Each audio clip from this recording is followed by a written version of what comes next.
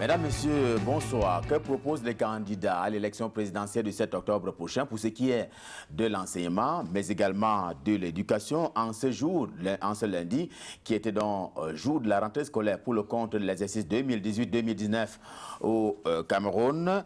Et justement, parce que cela met en fond, en toile de fond, l'emploi, mais également la lutte contre la pauvreté, sous laquelle, dit-on, 40 à 20% de la population camerounaise ploie depuis quelques années maintenant. En tout cas, ce sont les chiffres qui sont avancés par la société civile, mais également par les états-majors des partis politiques de l'opposition. En tout cas, c'est l'un des pans du sujet que nous allons aborder ce soir même, à l'occasion de cette autre édition de corps électoral, avec donc, en titre de rappel, il y a cette rentrée scolaire. On parlera donc de l'éducation, de l'enseignement, mais également de ce lien qui existerait entre la pauvreté, l'emploi et le chômage au Cameroun. Mesdames et messieurs, une fois encore, bienvenue au débat. Et tout à l'heure, on va découvrir qui seront nos compagnons pendant les 90 prochaines minutes. Ce sont les invités de corps électoral ce soir. Une émission qui est également suivie ce soir en direct sur nos comptes sur les réseaux sociaux, notamment pour ce qui est du compte Facebook.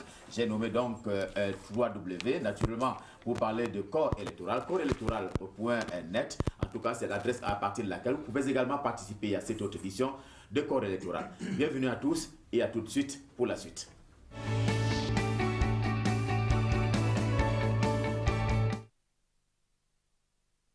Qui ont été renouvelés à 50%, ou si vous le voulez bien, par rapport à la dernière émission. Nous étions alors vendredi dernier. Je vais commencer par accueillir Lionel Ngoukaba. Il est donc l'un des responsables du Social Democratic Front, le parti qui a naturellement investi Joshua aussi pour compétir à l'occasion de l'élection présidentielle du 7 octobre prochain.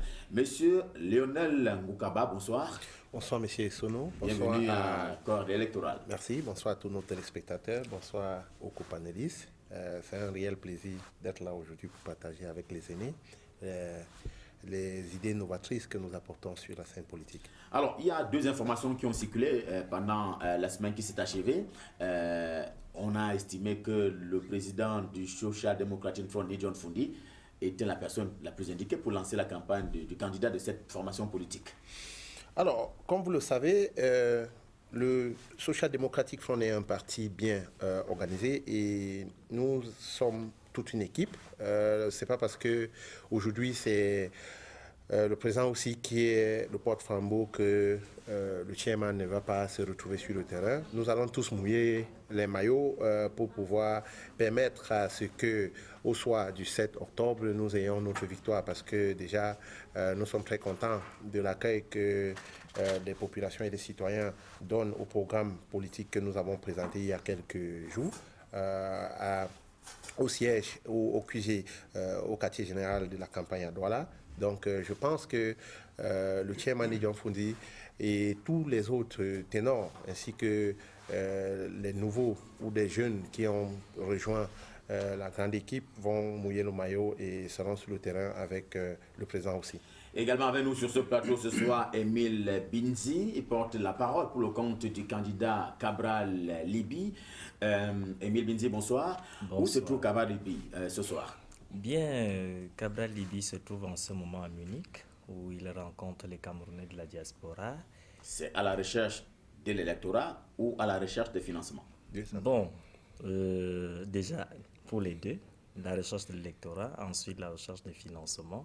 Il est question également pour lui de présenter son offre politique aux hommes d'affaires de la diaspora qui, pour la majeure partie, constituent cet électorat afin qu'ils soient séduits par les propositions qu'il leur fera en vue de l'échéance à venir.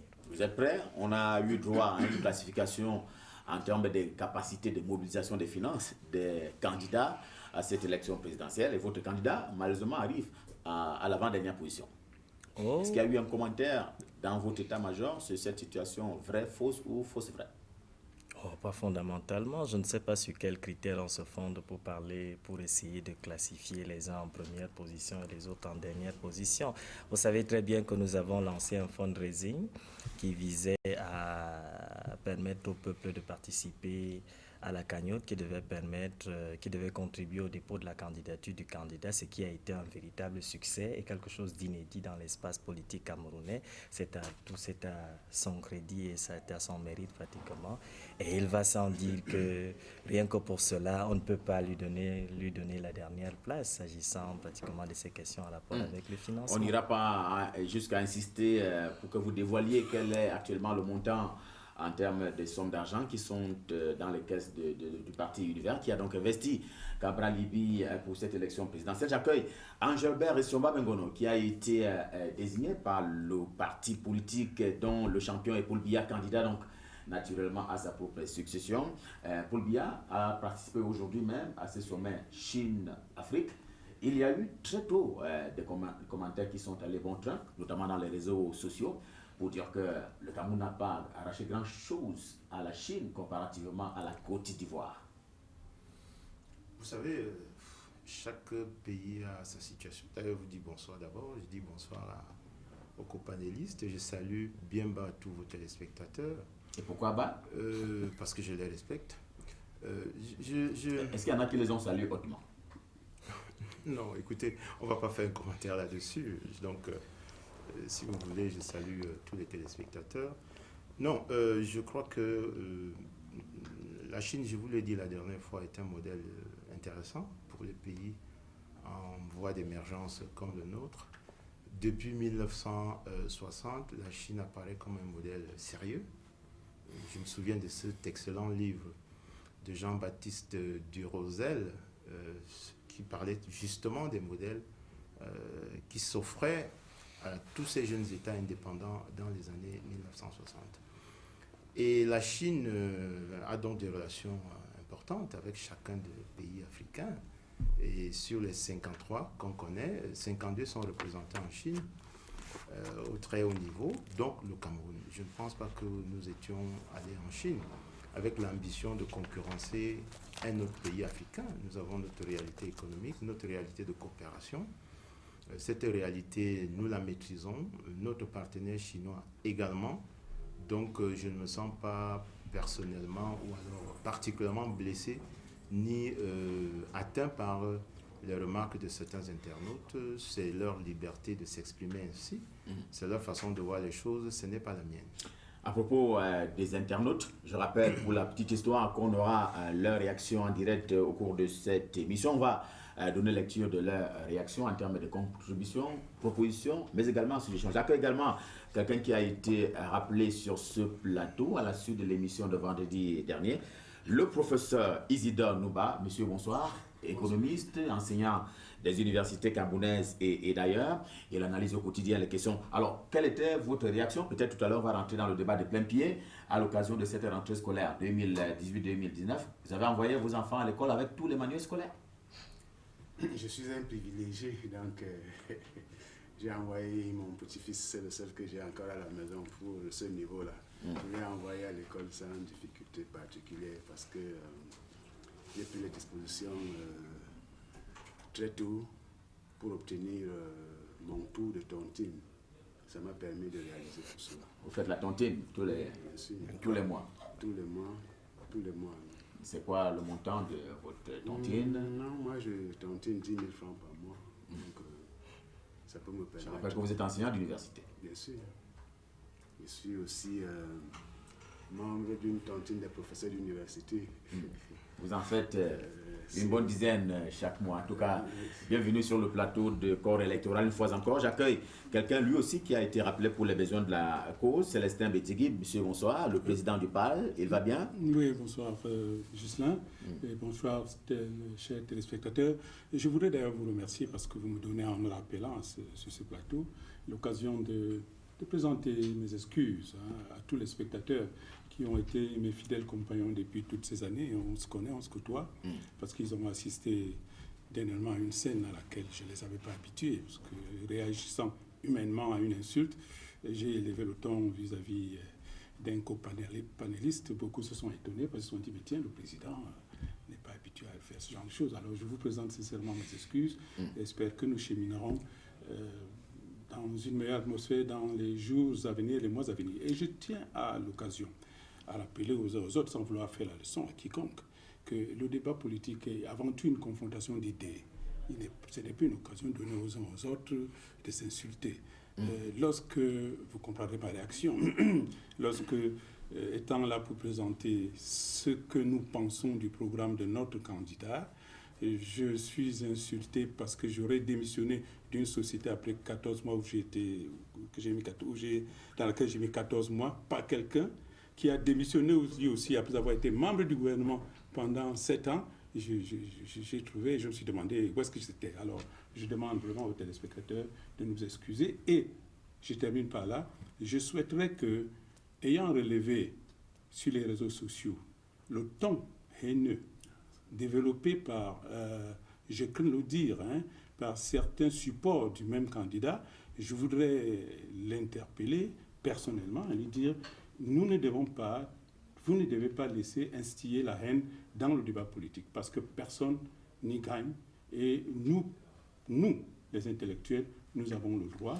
Je rappelle, pour la petite histoire, qu'il a été lui aussi rappelé à ce débat, malheureusement, il s'est rendu indisponible, je suppose, pour des causes qui lui sont complètement indépendantes. Allez, je voulais terminer en disant que personne ne gagne ici à la place du débat politique. Qui doit il y a autre chose. Il y a la haine, autre chose qui s'est... Allez, sur cette note de demande d'excuses de M. Célestin Bédiégui, le président du PAL, par rapport à ce qui s'est passé vendredi dernier. Nous allons observer une halte, ce sera la première.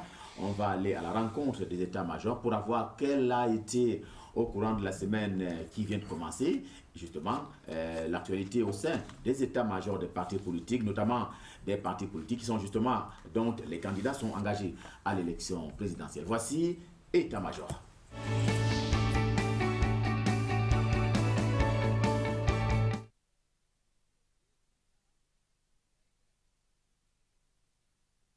Sopecam sont à fond dans la fabrication des enveloppes de vote. D'un autre côté, les machines font l'affaire en un laps de temps.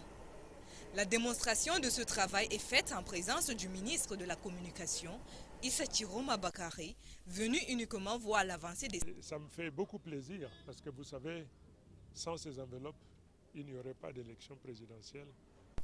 Des questions, il n'a pas manqué l'occasion de les poser pour mieux comprendre et apprécier leur fonctionnement. Notons que ce dernier s'est rendu également à l'imprimerie nationale pour la même cause. Constat fait, l'attente de l'ECAM pour la fabrication de 8 millions d'enveloppes pour l'élection présidentielle 2018 est un pari presque relevé. Je tiens à féliciter le directeur général et toute son équipe pour avoir pris le taureau par les cornes, pour s'être suffisamment organisé à temps, mais également dire de très bonnes choses au ministre des Finances qui a mis à sa disposition les moyens idoines, les moyens nécessaires pour qu'il s'acquitte de cette mission. Féliciter également tout le personnel qui travaille H24. Si tout se passe bien, le matériel électoral sera prêt entre le 3 ou le 4 septembre prochain.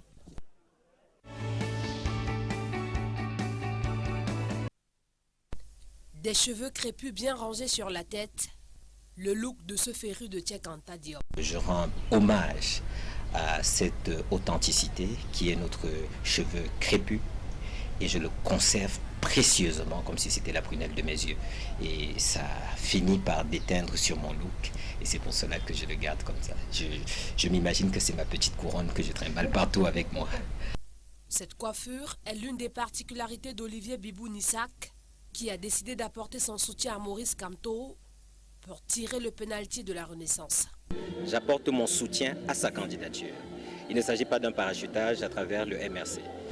Le militant de la cause panafricaine, arrivé à la 39e borne de sa vie, est depuis ce 29 août le porte-parole du candidat du MRC dont il apprécie l'expérience professionnelle. C'est un panafricaniste à travers ses actions aussi, en plus d'être un pacificateur et conciliateur, qui a eu le courage, parce qu'aujourd'hui c'est devenu un thème fort, on est dans un thème de campagne majeur pour l'élection en cours, le thème du franc CFA. Moi j'ai une aversion pour cet outil économicide, destructeur, une sorte de VIH financier et économique. Et il a eu le courage, bien avant tout le monde, de dire qu'il y avait un problème avec le franc CFA et d'aborder cette question. Il s'est fait de plus en plus précis avec le temps qui est passé. Pour moi, je pense que si on compare avec le président sortant, qui même à voix basse et de manière dérobée n'évoque ce sujet, c'est les questions cruciales auxquelles sont confrontés les Camerounais et qui nécessitent des gens de courage qui s'engagent dans cette démarche-là. Autant de raisons pour lesquelles cet activiste a porté son choix sur Maurice Kamto, le jeune membre de la société civile, entendant relever les défis de communication autour de la voix de ce dernier. Il faut la rendre audible et il faut éviter les interférences qui en faussent le sens. Il y a ça d'une part, il y a aussi le fait que il faut pouvoir être alerte et faire relayer de manière efficiente sa communication quand il a des prises de position sur des questions d'actualité. Il faut faire de la veille médiatique, il faut l'alimenter en éléments de langage concernant ce qui se déroule entre-temps. Des tâches qu'Olivier Bibou-Nissak veut mener à bien compte tenu de son background sur les questions de communication et de droit. Vous savez, dans une autre vie, j'ai fait des études de droit brèves mais robustes. Je suis en effet le major de ma promotion dans le cadre des premières licences professionnelles en droit et pratique des affaires à l'université de Yaoundé 2, à la faculté de sciences juridiques et politiques. Et donc, il y a quelques accointances que j'ai sur ce plan-là avec le professeur Maurice Kamto, accointance à un niveau inférieur au plan académique parlant. Je ne me considère d'ailleurs pas purement comme un académicien. Je n'ai pas cette prétention. Je dirais que j'ai juste gardé un pied là-bas et je m'intéresse à ces choses-là de manière purement intellectuelle.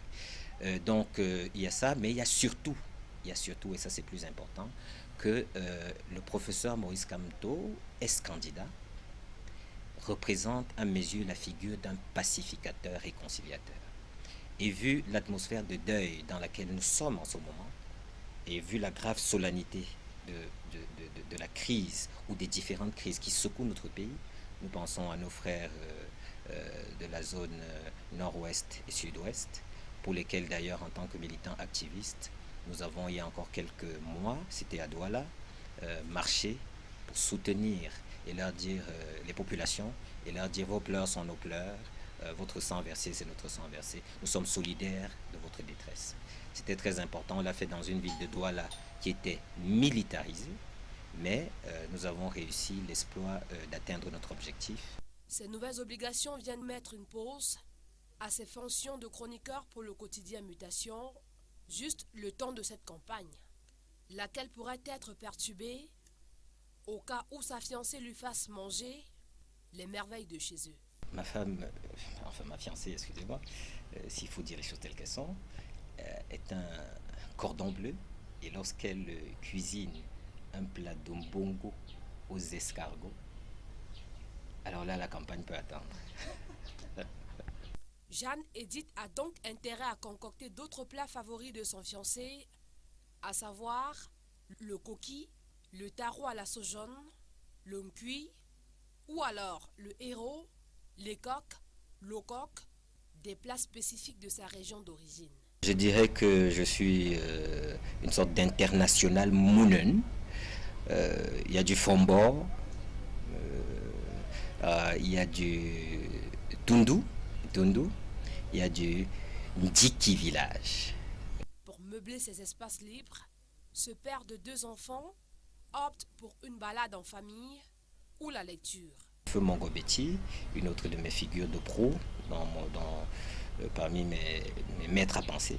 Entre autres, il nous a révélé que le livre, c'était le plus grand ferment de l'intelligence. Je le cite in extenso. Le livre, la lecture, pas le livre. La lecture, c'est le plus grand ferment de l'intelligence. C'est resté dans mon esprit parce que j'ai toujours été très épris de lecture depuis tout petit. Mon argent de poche, il finissait dans mes bouquins. Je me les achetais, je les collectionnais, je les dévorais à n'en plus finir. Le chargé de la coordination de la communication du tireur de penalty a d'ores et déjà le regard fixé sur ses nouvelles missions.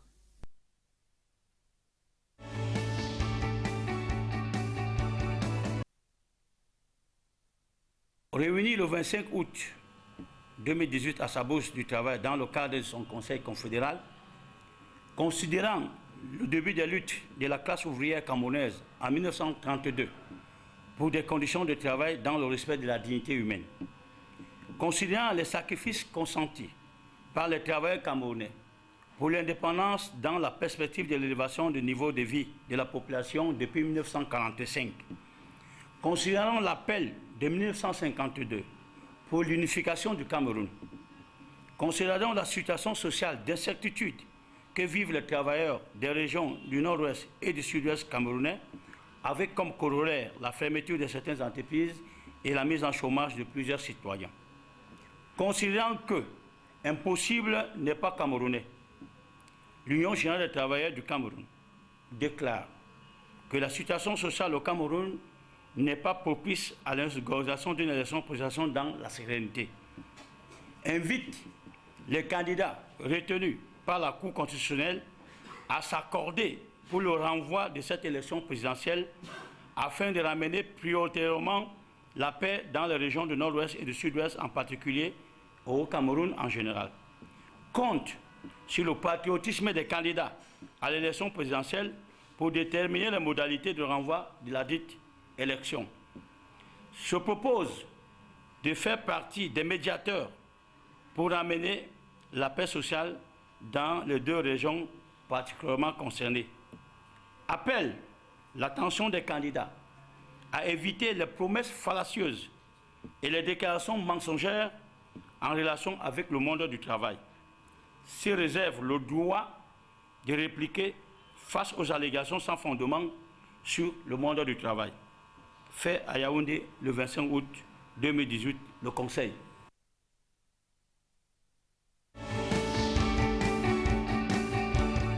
Une signature, un nom, des empreintes qui réveillent les vieux démons de la dissension. L'éternelle bataille entre les factions Manidem. Tout part de samedi 1er septembre, où Dieudonné Yebga, dans un communiqué, annonce son adhésion à la plateforme La Nouvelle République, son soutien au candidat à l'élection présidentielle, Maître Akéry Mouna, et appelle la base UPCiste et patriotique, voire sympathisant, à voter pour lui. Et puisqu'il parle au nom du bureau politique, le sigle et l'image du Manidem sont bien visibles, avec les informations y afférentes. La réaction adverse ne s'est pas fait attendre le lendemain. Dans une déclaration signée d'Anissé Ekané, celui-ci insiste sur le fait que la direction du Manidem, issue du 4e congrès ordinaire du 2 juin 2018, n'est pas concernée par ce document et ne soutient pas la candidature de Maître Akéry Mouna. Anissé Ekané, dans la même déclaration, appelle plutôt à un discours commun de l'opposition patriotique capable de battre le candidat RDPC. Des sorties qui rappellent qu'il n'y a pas longtemps, le ministre de l'administration territoriale avait désigné des personnalités devant représenter certains partis politiques, dont le Manidem, sous la houlette de Anissé Ekané.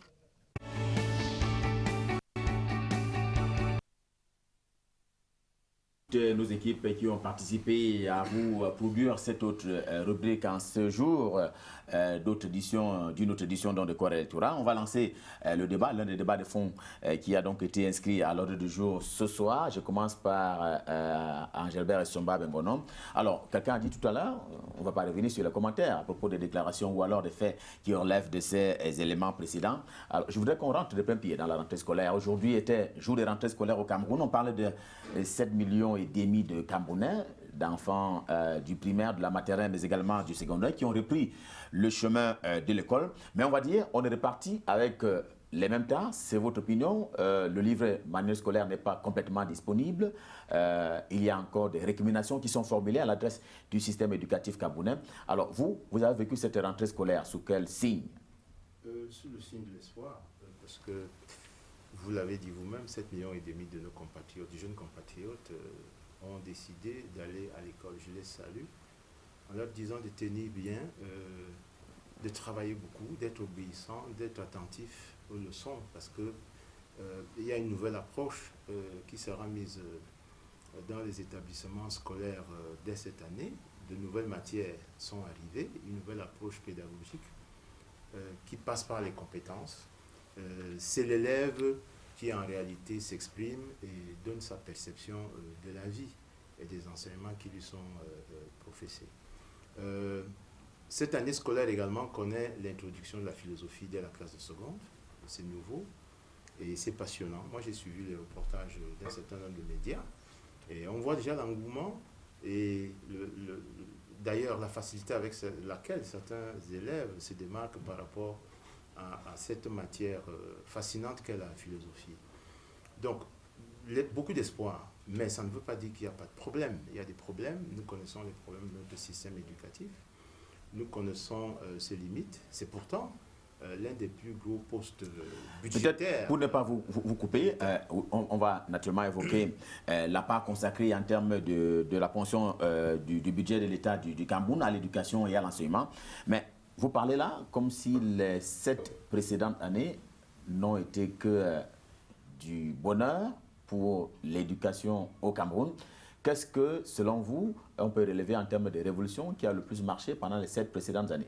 Pendant les 7 précédentes années, je vous pour parler un peu de ces bilans que vous pouvez défendre. Je vous l'ai dit la dernière fois, d'ailleurs en termes quantitatifs, nous sommes tous tombés d'accord que l'offre d'éducation s'est améliorée, le nombre d'établissements scolaires dans l'enseignement général, le nombre d'établissements scolaires dans l'enseignement privé. Vous savez que c'est l'un des endroits, l'un des secteurs de la vie nationale où il y a un véritable boom en termes d'offres et de demandes. Je vous ai également parlé de l'introduction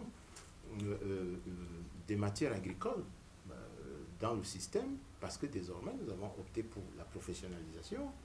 Et Yabassi est le symbole de cette professionnalisation, parce que depuis 2015, donc, le lycée agricole de Yabassi recrute niveau BPC pour que dans les prochaines années, nous ayons les agriculteurs de demain.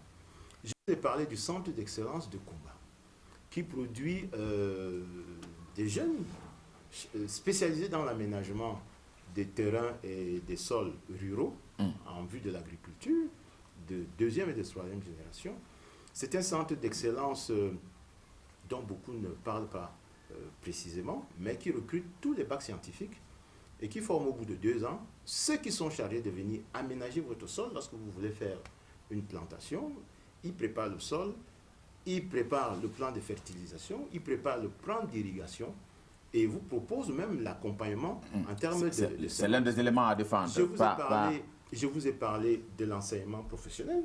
Vous savez que dans les articles 120 et 122 du Code général des impôts, nous avons introduit depuis l'exercice 2015 déjà même, des mesures incitatives pour encourager les investissements dans le secteur de l'éducation, de la formation professionnelle et de la santé. Donc, le secteur éducatif est un secteur qui forme parce qu'il n'y a pas de développement sans éducation. Tout à fait. Il n'y a pas de développement sans éducation de qualité. C'est pour ça que nous avons besoin d'une ressource humaine de qualité. Et nous avons fait le pari de faire en sorte que les jeunes Camerounais affrontent leur avenir en ayant entre leurs mains les armes du savoir, les armes de l'intelligence, les armes du savoir-faire. Et je conclus avec les mesures incitatives sur l'innovation et la recherche, parce que je ne vous ai pas parlé de l'autre secteur qui a connu un boom avec une libération formidable de toutes les énergies de progrès et de développement. C'est le secteur des TIC. Et vous avez bien vu que dans ce domaine-là également, l'État a pris ses responsabilités et le secteur privé est accompagné. Et chaque fois que il y a possibilité pour un jeune de s'inscrire dans une école pour être il n'y a pas de limite spécialiste en technique de cela étant vrai par ailleurs, à savoir que le taux de pénétration, notamment pour ce qui est d'Internet au Cameroun, est évalué aujourd'hui à 20%. Mais Émile Binzi, qui porte la parole du candidat Cabral Libi, à entendre Angelbert et Somba Bengono parler, on peut dire tout est au mieux dans le meilleur des mondes possible. Que propose Cabral Libi à propos de l'éducation et de l'enseignement? Bien, merci de me passer la parole, de me donner l'opportunité de parler de l'offre du candidat Cabral Libi. S'agissant de l'éducation et de l'enseignement, nous proposons une éducation de mission et une éducation d'innovation. Une éducation de mission, pourquoi? Parce que nous voulons faire de l'éducation le creuset du développement économique. Vous voulez faire ou vous allez faire? Nous allons faire de l'éducation. Cela passe nécessairement, premièrement, par la professionnalisation des enseignements. On va le dire, c'est déjà c'est déjà pratiqué sous ce qui est pratiqué, le gouvernement actuel. Ce qui est pratiqué, c'est avec beaucoup d'imperfections, beaucoup de limites et beaucoup de tares. Quelles sont les limites que vous relevez et ensuite, qu'est-ce que vous proposez concrètement Ce qu'on relève déjà d'abord, c'est que la professionnalisation s'arrête uniquement dans le domaine de l'agriculture, alors que nous proposons de diversifier la formation dans tous les domaines en rapport avec l'industrie et les services. Il est question de multiplier les filières, il est question de multiplier les spécialisations afin d'obtenir au moins, dans une certaine mesure, nous allons pratiquement à 80 spécialités pratiquement pour le bac, voire même 100 spécialités pour les CAP. Il est question également, au-delà de cela, d'équilibrer le ratio entre l'enseignement secondaire, entre l'enseignement général et l'enseignement privé, afin qu'on puisse avoir pratiquement 50% des établissements d'enseignement général et 50% des établissements d'enseignement technique. Il est question de redonner vie à certaines institutions telles que la SAR, qui sont pratiquement en train de mourir, et de leur donner l'opportunité de jouer leur véritable rôle, qui est la formation rapide et la professionnalisation rapide des apprenants. Mais au-delà de cela, il n'y a pas d'éducation sans infrastructure. Voilà pourquoi nous nous proposons de créer des lycées polyvalents dans chaque commune sur le territoire national, ce qui nous renvoie pratiquement à 360 lycées polyvalents qui auront à la fois d'un côté de l'enseignement technique et de l'autre côté l'enseignement général. Et pour cela, il faut nécessairement du personnel, et voilà pourquoi, dès le mois de novembre, nous lançons un vaste recrutement de 40 000 fonctionnaires, et parmi lesquels nous aurons 22 000 enseignants. Et sur les 22 000 enseignants, vous avez 1 000 pour le supérieur, 11 000 pour le second, 11 000 pour le primaire, 10 000 pour le secondaire, et il ne faut pas s'étonner, pratiquement, c'est simplement 100 milliards qu'il faut décaisser dans le budget. Mais je ne m'arrêterai pas à cela, pour dire que lorsqu'on envisage une éducation de mission et une éducation d'innovation, ça veut dire qu'il faut mettre l'accent sur l'innovation. Or, l'innovation découle de la recherche. Où est-ce qu'on en est avec notre recherche scientifique? Malheureusement, elle est écartelée entre, d'un côté, le ministère de la Recherche scientifique que nous allons pratiquement abolir et le ministère de l'Enseignement supérieur. Et à ce niveau, quels sont les fonds qui sont alloués à la recherche scientifique? Quasiment insuffisants. Donc, nous allons renforcer pratiquement ce ministère. Nous allons renforcer ce ministère de l'Enseignement supérieur. Nous allons le doter de financements suffisants et nous allons encadrer les chercheurs afin donc d'avoir une recherche de qualité. Il est clair et évident que cette recherche est aveugle si une passerelle n'est pas établie entre, d'un côté, le monde des affaires et de l'autre côté, l'université, parce qu'en fait, l'université doit produire des solutions. Ce n'est pas totalement le cas. Voilà pourquoi nous proposons d'établir une véritable passerelle entre le monde des affaires, l'État et l'université, afin que l'université produise donc des solutions adaptées au monde de l'emploi. Léonard Ngoukaba, alors, je vous en prie. Alors, l'accès à l'éducation primaire et même secondaire au Cameroun a pratiquement doublé. On parlait même de tripler au niveau de l'enseignement supérieur. Le problème étant cependant, comme le soulignait encore tout à l'heure le porte-parole de Cabral Libi, celui de l'encadrement et notamment des équipements. Est-ce que le Social Democratic Front, à travers son candidat, Joshua aussi, a, on va dire, une formule magique pour renverser la situation, notamment au niveau d'abord infrastructurel et même structurel?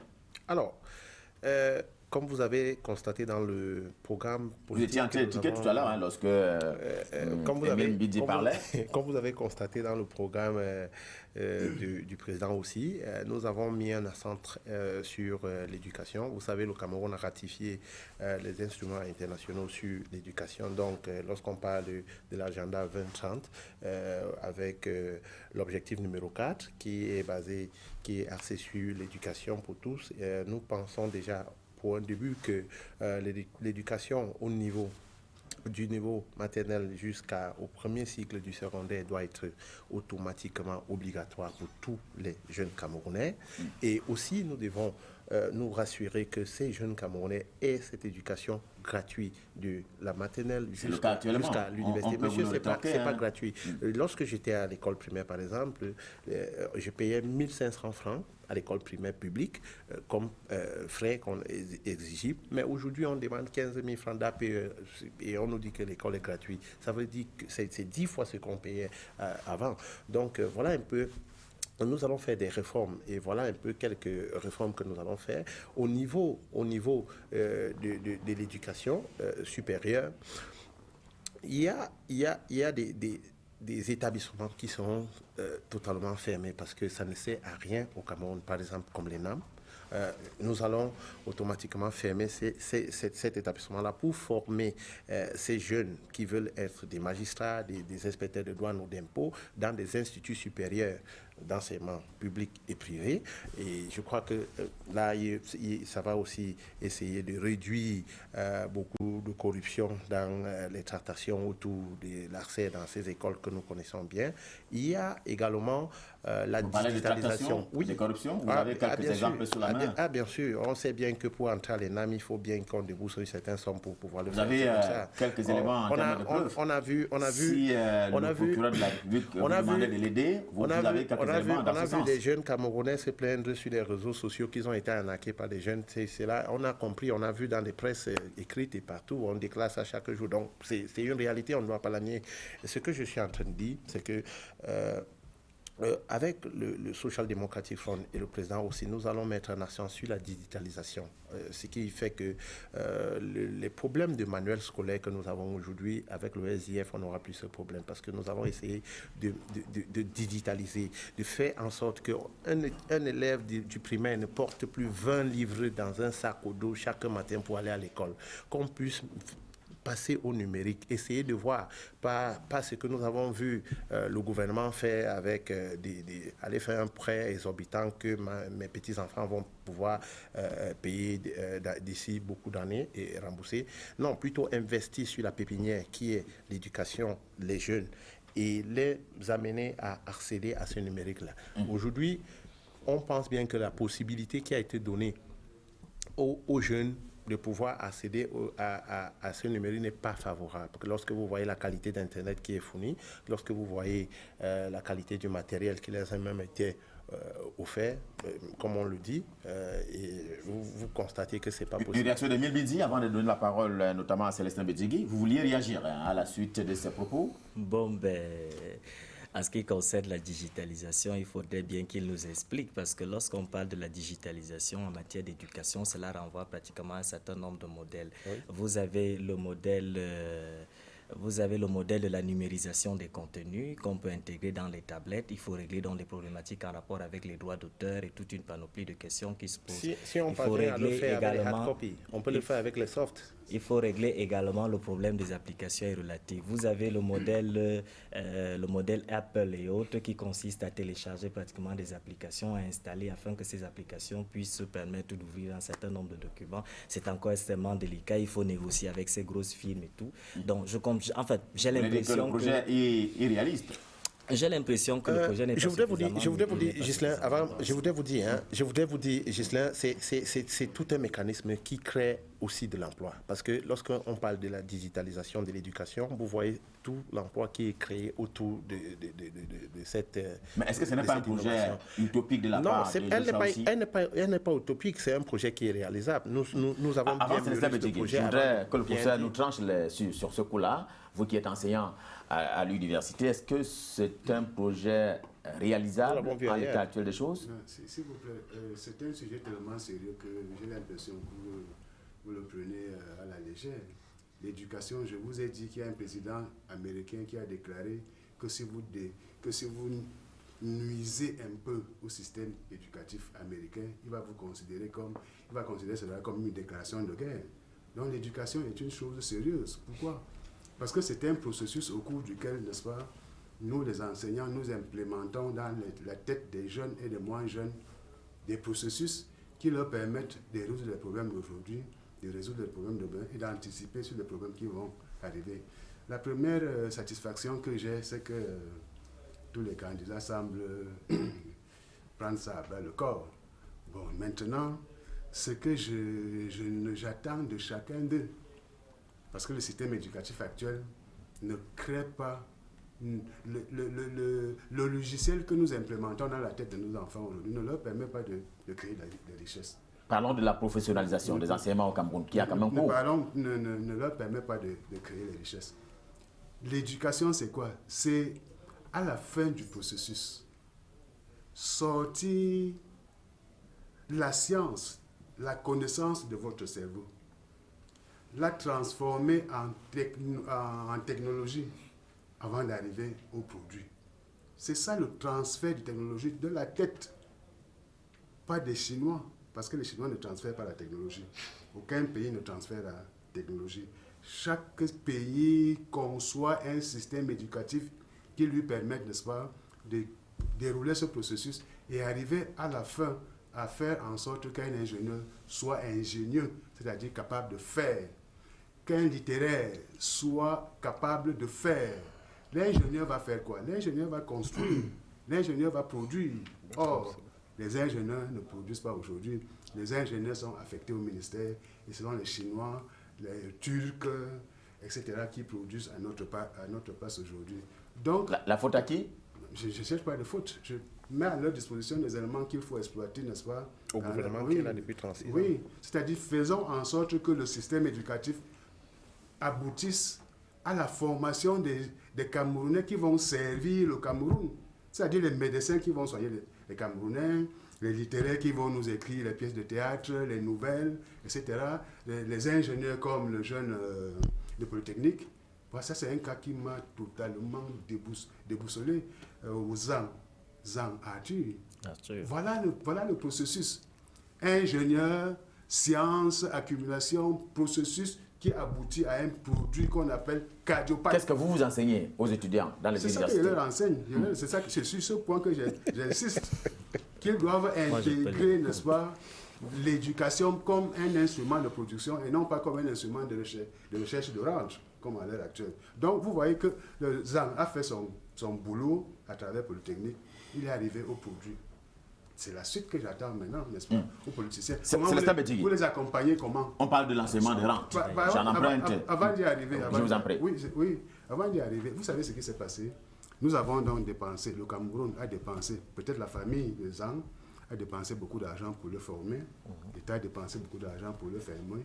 Il a fait son travail, il est arrivé au Cardiopath. Je m'attendais à ce qu'on aille, n'est-ce pas, créer une usine peut-être en Vannes, l'installer là-bas et lui permettre de produire le Cardiopath. C'est le seul idées, mon grand frère. Peut-être tu vas me dire où le Cardiopath est produit aujourd'hui. Question à 0 francs. Oui. Alors, il parle de l'éducation de rente. Oui, non, mais je pense qu'il faut revenir à la question qui me semble être la question centrale. Je l'ai dit ici la dernière fois, j'ai dit que dans le contexte actuel, le problème central au Cameroun est la question économique. Parce que c'est de la solution apportée à la question économique que se déduise le système ou le mode de production de ce que les écoles doivent produire. Lorsqu'on observe de près les politiques qui ont été menées jusqu'à ce jour, ou les projets qui sont formulés, notamment par le candidat Biya, qui a parlé de l'émergence, parce que l'énoncé de l'émergence, c'est tout un choix de modèle économique. Un choix de modèle économique au sens où, pour être un pays émergent, il faut choisir non plus de jouer sur le plan domestique en matière économique, mais de jouer sur le champ global. Et qui dit jouer sur le champ global, choisit, je l'ai dit ici la semaine dernière, l'insertion du pays dans les chaînes de valeurs ajoutées mondiales. Et lorsqu'on identifie les chaînes de valeurs ajoutées mondiales sur lesquelles le pays a des avantages comparatifs, on détecte exactement les besoins en éducation qu'il faut développer. Alors, je crains que certains candidats qui, je leur constate, ne semblent pas attacher l'importance à la définition de cette vision-là, n'intègrent pas cette exigence-là dans leur réflexion. On peut toujours critiquer ce qui se fait en matière éducative, dans le domaine éducatif, mais on ne peut y apporter une solution qu'à partir du moment où on a, au préalable, défini le modèle économique que l'on veut établir dans le pays. Parce que nous avons vécu pendant à peu près 60 ans sous un modèle d'import-substitution, c'est-à-dire la petite industrie locale. Il s'avère aujourd'hui que, cette petite industrie locale destinée au marché domestique ne génère plus suffisamment d'emplois pour résorber la main-d'œuvre qui entre sur le marché du travail chaque année, dans un premier temps. Dans un deuxième temps, il s'avère que les formations qui sont dispensées dans les écoles ne préparent pas, malheureusement, les enfants qui en sortent diplômés d'exercer les métiers qui, eux, permettraient au pays de s'insérer dans les chaînes de valeur internationales, notamment des capacités à pouvoir exporter. Donc, je reformulerai la chose en disant, lorsque le président Biya a parlé de l'émergence en 2035, cela veut dire qu'il a entrevu la nécessité d'une évolution du modèle économique qui ferait que le Cameroun passerait du modèle import-substitution au modèle d'insertion dans les chaînes de valeur ajoutées. Et cela nous obligera à mettre en place un nouveau système éducatif dont les jalons sont déjà aujourd'hui posés. Tout à fait. C'est également l'opinion, en tout cas. C'est pratiquement la même chose en termes d'opinion sur ce coup-là du RDPC. Angébert Soumavingono, une parenthèse que vous allez... C'est pas une parenthèse, je voudrais réagir par rapport à ce que j'ai entendu. Avant Émile Binti, voilà. Et du SDF. On a souvent eu ce débat, il sait très bien que... Non, monsieur Bindi, vous semblez parler de l'agriculture comme si c'était la partie négligeable de la situation. Quand vous dites que nos innovations ne portent, nos mesures, ainsi professionnalisation ne portent que sur l'agriculture, je vous dis que l'agriculture au Cameroun, c'est 70% de la population active. Hein. C'est-à-dire que c'est un gisement de croissance et de chaîne de valeur. Donc si on ne met pas l'argent, la science et la recherche et les moyens dans le développement de l'agriculture, on va se planter. D'ailleurs, c'est l'un des secteurs sûrs en termes d'indigénisation, endogénisation de l'industrialisation. Parce que nous procédons par... Nous avons dans la vision qu'il décrit, l'émergence pour nous, ce n'est pas forcément l'importation ou alors l'installation de grandes usines. C'est l'industrialisation par la mécanisation, l'automatisation des process artisanaux. C'est pour ça que nous avons mis en place les UIT spécialisées dans les arts et métiers. Allez à Fumban. Nous avons mis en place des UIT spécialisées dans les sciences halieutiques à Yavassi. Nous avons mis en place des UIT spécialisées dans les mines. Ça, c'est dans le Grand Nord. Donc, l'innovation ici, vous semblez prendre ça à la légère. Nous mettons un crédit d'impôt de 15% sur 3 exercices budgétaires, plafonnés à 50 millions pour tous ceux qui vont faire la promotion de l'innovation. Et je réponds à la question du professeur à ce propos, pour dire que l'État n'a pas pour vocation de décaisser de façon directe ou mécanique de l'argent. C'est des incitations, c'est des subventions indirectes par le biais de la fiscalité et la parafiscalité. Ça, c'est le premier point. Le deuxième point, c'est que parlant de fermer les NAM, vous voyez, ça, c'est du pur populisme. Vous allez donc fermer les NAM parce que pour vous, c'est une solution pour lutter contre la corruption. Et comme il y a beaucoup d'accidents sur les routes, vous allez aussi fermer les auto-écoles. Comme le niveau des enfants baisse, vous fermez les écoles normales supérieures. Vous allez donc fermer toutes les écoles. Vous acceptez que le niveau des enfants baisse. Mais attendez, monsieur, vous me laissez quand même développer. Laissez-moi développer. C'est bon. Puisque le niveau des enfants baisse, il ne baisse pas parce que le gouvernement ne donne pas les moyens. Il baisse parce que c'est une question de qualité. C'est une perception générale de l'éducation. Non, c'est parce qu'il n'y a pas de formation de qualité. Laissez-moi parler, vous allez développer après. Laissez-moi finir. Vous allez faire vos réactions après. Je vous dis que vous êtes donc dans une logique de fermeture de toutes les écoles. Puisque les policiers prennent de l'argent, quelques-uns, sur la route, vous allez fermer l'école de police.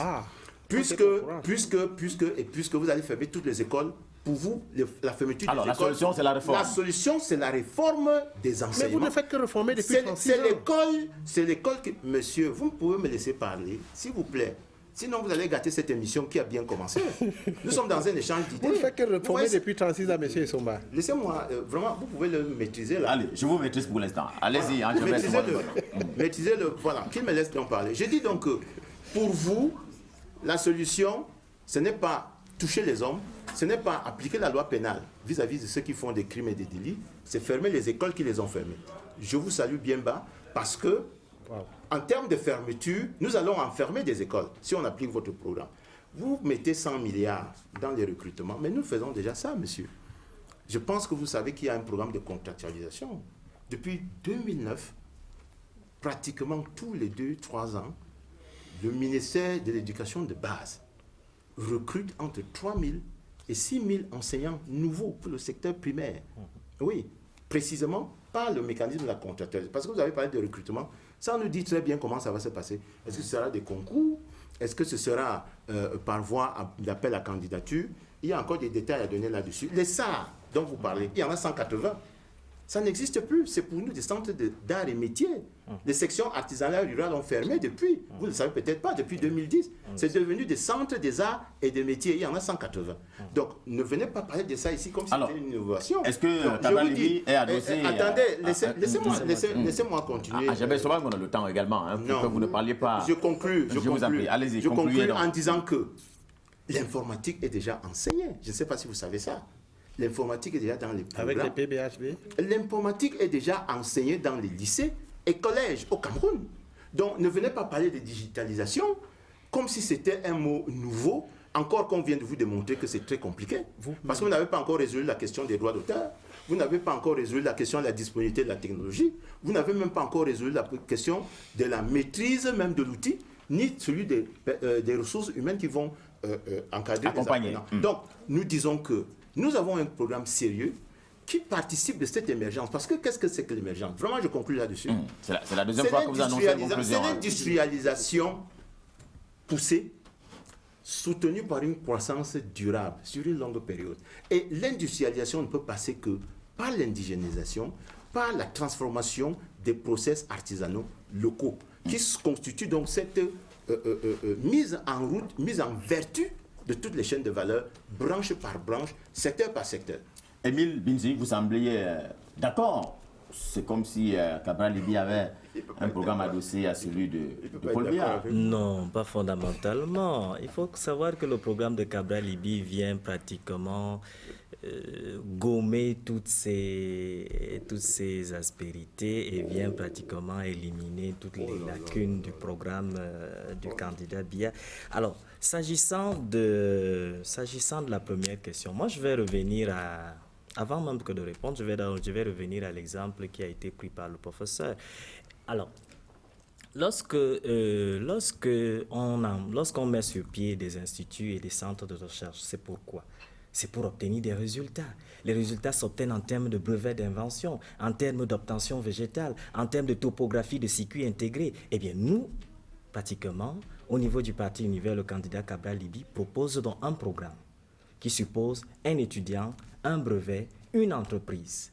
Cela sous-entend donc qu'à partir, les pharmaciens, les étudiants en pharmacie cesseront d'être... Ce qui explique le million d'emplois qu'il devrait créer chaque année pour 5 ans. Naturellement. Parce qu'en réalité, on ne peut pas comprendre qu'on ait un étudiant qui soit formé, qui soit ingénieur agronome et qui ne soit pas en même de produire, de sortir une plante afin d'en faire une obtention végétale. On ne peut pas comprendre qu'on ait un étudiant qui soit formé dans le domaine de l'électrotechnique et qui sorte de là sans avoir réalisé quoi que ce soit. Sur quoi porte son mémoire? Sur quoi porte sa thèse? Sur quoi porte son projet tutoré? Il faut bien se poser la question. C'est la raison pour laquelle nous disons un étudiant, une innovation, soit en termes de brevets, soit en termes d'obtention végétale, soit en termes de schéma topographique, et une entreprise, parce que nous mettons en place des mécanismes de financement qui permettront d'accompagner ces étudiants et non de les laisser tout petit peu comme cela s'observe. Alors, lorsque M. Bongono parle d'une industrialisation poussée qui doit conduire vers l'émergence, nous allons vers l'émergence avec quoi? Allez à l'OAPI, vous allez constater que les Camerounais ont combien de brevets d'invention? C'est une centaine de brevets d'invention, quelques-uns qui portent sur les machines à décortiquer les pistaches. On appelle ça, pour être poli, des modèles d'utilité. Ce ne sont même pas des inventions et c'est par pitié à un moment donné que l'OAPI décide de décerner la qualité d'invention. On ne se développe pas avec la technologie des autres. Les Chinois pratiquement vous déposent 100 brevets d'invention par jour à l'OAPI. Et vous comprenez donc. On va parler des marques. Les Camerounais en ont combien? Vous en comptez une cinquantaine, pendant qu'ils ont des milliers qui entrent tous les jours. Lorsqu'on parle d'obtention végétale, savez-vous seulement, parce qu'il faut même qu'on parle de cette agriculture, une agriculture qui ne produit pas, une agriculture qui n'a pas d'obtention végétale, cherchez les semences, où en est-on avec les semences? Où se trouve l'herbier national? L'herbier national se retrouve pratiquement en train d'avoir une centaine d'échantillons. Je ne dis pas une centaine de plantes émanant de taxons botaniques. Ça veut dire que, on ne connaît même pas déjà nous ne connaissons pas déjà notre patrimoine phytogénétique. Et de deux, pratiquement, les plantes même que nous allons même développer ne nous appartiennent plus, puisque vous êtes sans ignorer que 80% des semences sont détenues par 2 firmes. Et les recherches qui sont menées en ce moment ne nous permettent pas d'obtenir même les moindres obtentions en la matière. La faute, effectivement, à cette recherche scientifique et technique qui se contente de consommer les budgets sans produire. Parce qu'en réalité, pour qu'on ait une agriculture, qu'est-ce qu'il faut? Il faut une politique semencière. Il faut une politique en matière de production d'obtention végétale. Il faut une politique en matière d'indication géographique. Et vous avez le poivre blanc de Pendia qui a été exhumé grâce à des financements émanant de l'OMPI pendant que les Camerounais dormaient. Alors, à quoi servent-ils tout ce monde? Tout à fait. Je n'arrêterai pas au niveau de la mécanisation. Allez-y.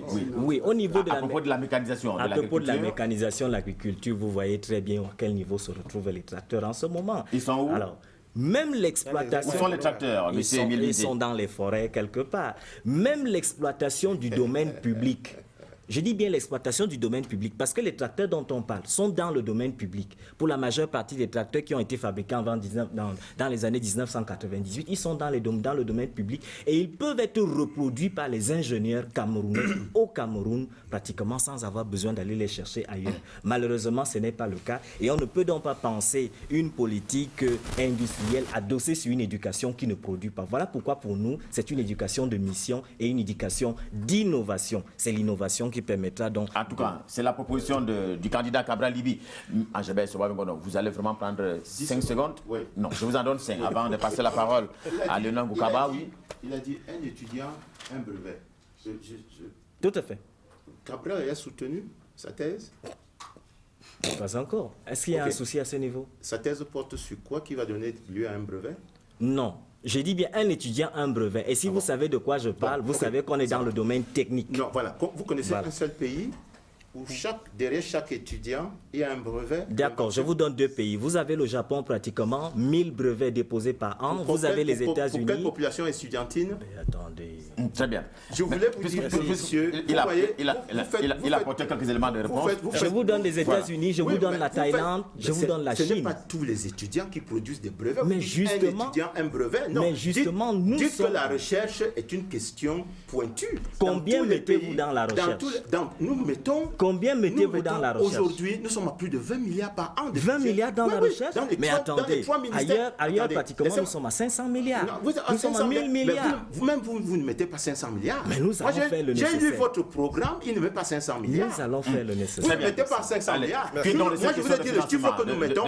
Donnez-moi le chiffre que vous mettez. J'espère que vous mettez combien? Du temps qui... Tout à fait. Vous ne pouvez pas donner un chiffre. Nous, on a chiffré notre recherche. Nous sommes entre 20 et 30 milliards. Pour ne pas avoir un brevet tous les 10 ans. Non, mais monsieur, vous mettez combien donc? Vous mettez combien? Nous allons mettre suffisamment d'argent. Combien? Donnez un chiffre. Au moins 400 milliards d'argent. 400 milliards. Oui. C'est-à-dire que vous allez mettre à peu près 10% du budget uniquement pour la recherche. Naturellement, c'est un budget de 2400 milliards. Non, attendez, monsieur. Non, nous sommes en train de réfléchir. Tout à fait. Ce n'est pas une mauvaise ambition. Oui. Et les Camerounais qui nous regardent comprennent très bien que vous allez réserver 400 milliards pour la recherche. Oui. Je rappelle que votre président, intervenant sur la même question, n'a pas donné de chiffres. Il a plutôt parlé, dès janvier, de 700 milliards dans l'agriculture. Non. Là, vous n'avez pas de bon chiffre. Allez, on va pas insister sur les chiffres. Vous venez nous dire, le candidat de SIF, je vois aussi. S'il vous plaît, je 300 milliards. Déroulez, monsieur Ngouraba. Voilà. Je suis content de savoir que...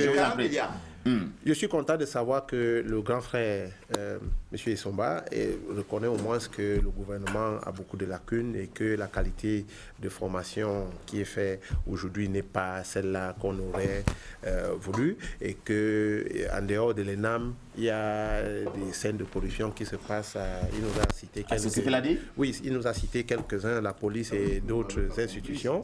Donc, je suis content de la savoir. De quelques écoles où il y a la corruption? Oui, il nous a dit tout ça. Donc, ça nous fait plaisir de savoir que eux-mêmes, ils savent que ça ne va pas. Mais ce que nous avons à proposer, c'est que ici, nous sommes en train de parler de l'enseignement supérieur. Je crois que tout d'abord, il faut mettre l'accent sur l'enseignement primaire. C'est à partir de là que ça va.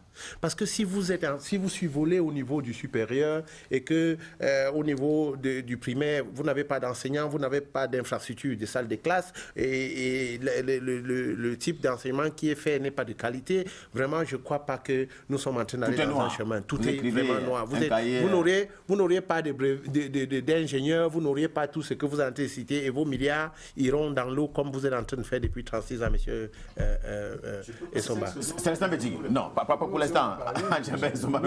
Célestin Bedjigui. Alors, je voulais vous poser une question à 0 francs. Peut-être qu'au rang des faits qui sont dénoncés, décriés pour que l'enseignement ne soit pas aussi performant qu'on l'aurait souhaité, il y a un peu le statut de ces hommes et femmes qui tiennent la clé au quotidien.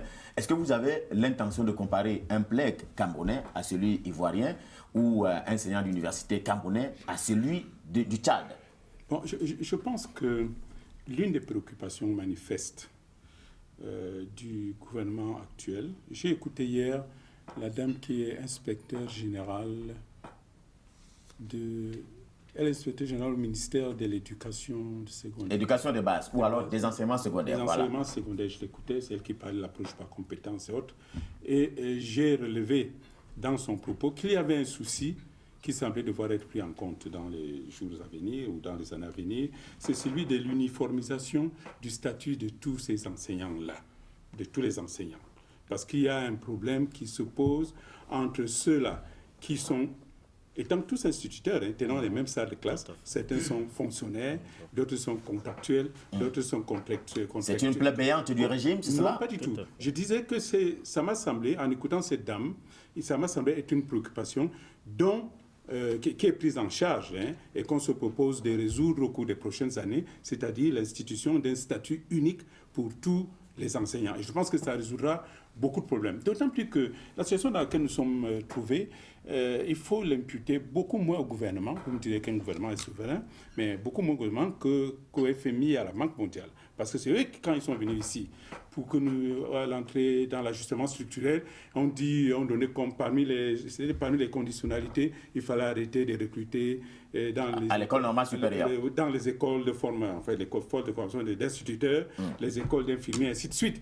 Et finalement, lorsqu'ils sont sortis, nous nous sommes retrouvés avec ces déficits d'enseignants qu'aujourd'hui nous essayons de rattraper avec ces maîtres de parents ou avec des statuts d'instituteurs contractuels et contractualisés. Et étant entendu que le fait qu'il y ait ces statuts évolutifs est la manifestation de la volonté du gouvernement de refermer ce gap-là. Parce qu'à un moment donné, il était vraiment énorme, mais il est en cours de résolution. Mais je voulais quand même, sans avoir arbitré sur les chiffres, relever que nous avons un PIB de 20 000 milliards de Tout francs. à fait, 20 000 milliards. Et aujourd'hui, la recherche absorbe à peu près 20 milliards de francs, ce qui nous situe à un niveau de coût d'à peu près 1% du PIB. Et nous sommes, je regrette de devoir le dire, nous sommes dans la norme, la norme qui est fixée dans un certain nombre, dans certains pays, notamment comme la France, où on demande que 1% du PIB aille à la recherche, et que 0,5% du PIB aille à la formation, mais supporté cette fois-là par les entreprises. Parce qu'il faut que les deux choses aillent ensemble. La recherche et puis la formation, c'est-à-dire la partie développement, qui a pour champ, le champ principal, c'est au niveau des entreprises. C'était juste pour apporter quelques éléments de réponse. Infiniment merci pour cela. Professeur Isidore Douba, alors on parle un peu d'un héritage post-colonial en termes de qualité de l'enseignement.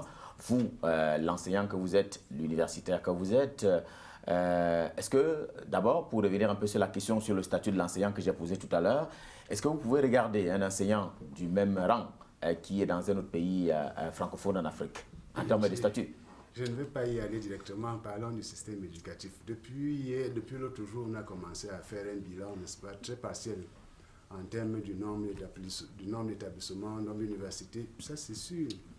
En termes quantitatifs, le nombre d'universités a augmenté, le nombre d'établissements a augmenté. Mais la question qu'on pose aujourd'hui, est-ce que c'est efficace? Est-ce que le taux d'encadrement est meilleur aujourd'hui qu'avant? Je suis à Yaoundé 2, je suis revenu aux effectifs que j'avais en 1992. 1000 étudiants par classe. Ça, ce n'est pas l'efficacité. Donc, le taux d'encadrement ne s'est pas amélioré. Le taux de place, l'efficacité externe du système éducatif ne s'est pas améliorée. C'est-à-dire, à la fin, au bout du parcours, qu'est-ce qu'on fait?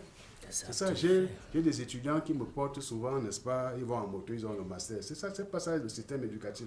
C'est pour ça que j'ai dit tout à l'heure que les politiciens, vous devez définir, n'est-ce pas, le type de société que vous voulez construire. 2.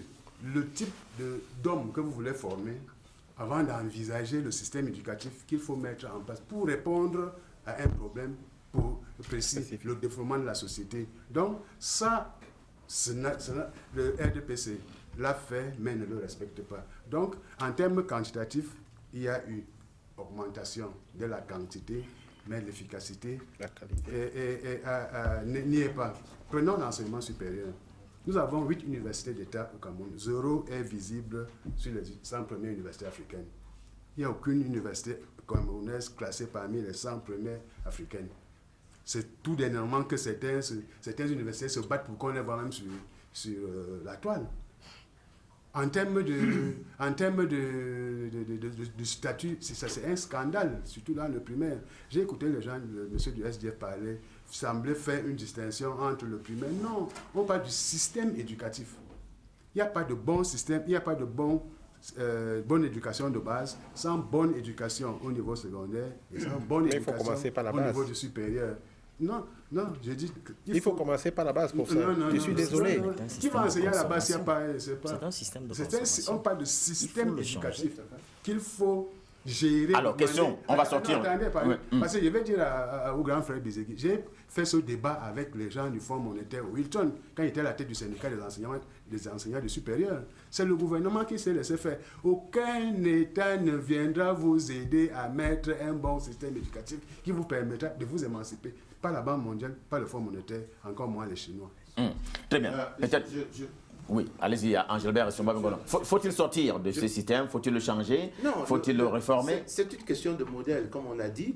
Et le modèle, c'est quoi? Faire en sorte que la création des richesses soit possible et que ceux qui sont formés soient capables de relever les défis de leur époque. C'est tout. Il s'agit de ça. Et je dois faire 2 précisions. Je ne sais pas pourquoi je n'ai pas été bien compris. Je n'ai jamais dit qu'il s'agissait d'industrialiser avec les technologies des autres, monsieur. Je dis que pour transformer la vannerie camerounaise, on n'a pas besoin d'une technologie chinoise. On n'a pas besoin d'une technologie américaine.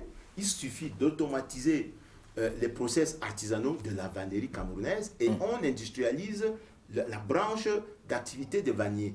Pour transformer, industrialiser la fabrique des salons au Cameroun, on n'a pas besoin d'une technologie importée. Nous pouvons, à travers notre école polytechnique, nos instituts de recherche qui produisent des résultats contrairement à ce que vous dites, nous pouvons, même s'ils ne sont pas amplifiés, nous pouvons transformer la vie de ces jeunes gens. Et je dis que j'ai bien vérifié votre chiffre. Mais depuis 36 ans, vous ne l'avez pas fait, M. Somba. Depuis 36 ans, vous ne l'avez pas fait. C'est décevant de débattre avec quelqu'un qu'on ne coupe pas et qui vous coupe régulièrement. Laissez-moi continuer. Le problème, c'est que depuis 36 ans, vous ne l'avez pas fait. Vous êtes en train de dire du n'importe quoi aux Camerounais. Vraiment, vous n'êtes pas les Camerounais. Laissez les Camerounais en juger. Ils sont suffisamment... Je fais partie des Camerounais. Mais disez-le, je n'ai pas fini mon développement. Vous n'allez pas prendre tout le temps sur le plateau seul. Non, je vous en prie. Allez, Angélbert Sobangonda, allez-y et chutez pour qu'on passe à l'étape supérieure de notre débat. Le chiffre que votre président a donné, c'est bien 700 milliards dans la santé. Parce qu'il répondait à une question, à la fin de l'émission, on lui demandait, la première mesure que vous prenez, si vous êtes élu, il dit, la première mesure porte sur l'homme. 700 milliards dans la santé. Et j'ai additionné avec les 400 milliards que vous mettez dans la recherche, on est déjà à 1300 milliards. Nous allons y arriver. Non, nous ne pouvons pas, vous ne pouvez pas, parce qu'en janvier, vous ne pouvez pas avoir 700 milliards, parce qu'aucune Assemblée nationale ne vous votera un budget de 700 milliards. Donc vous devrez d'abord... Attendez donc que nous arrivons. Vous devriez d'abord dissoudre l'Assemblée nationale. Alors justement, la question à ce moment, est-ce que les réformes que vous entrevoyez, d'ici à janvier 2019 seront rendues possibles, tant est vrai que Cabral Libby peut être élu président de la République, mais l'Assemblée ne sera pas dissoute d'ici à là quand même. Toutes ces réformes peuvent être rendues possibles. Premièrement, d'abord parce qu'elles sont adossées sur le budget actuel, qu'il est possible de revoir légèrement à la hausse. Au-delà de cela, il y a d'autres mécanismes. Cabral Libby pourrait légiférer par ordonnance? Si c'est nécessaire, il sera possible de Non, c'est pas légiférer. possible. Si c'est possible, c'est Et en nécessaire. général, pas voir une fois référendaire avoir le ou budget pas, actuel, il faut le faire par... En tout cas, Pas d'une moi, manière, référendaire. en tout cas, Ouais, d'une manière ou d'une autre, Non, d'une c'est manière pas ou d'une autre, s'agissant du budget, puisque vous voulez qu'on en vienne, On en parle tout à l'heure. Hein. Mais en réalité, à propos de réalité, cet autre pan de notre débat ce soir qui interviendra tout juste après cette transition, le temps pour nous d'accueillir derrière Karel Mezatia Tchouya. Voici le talk de corps électoral.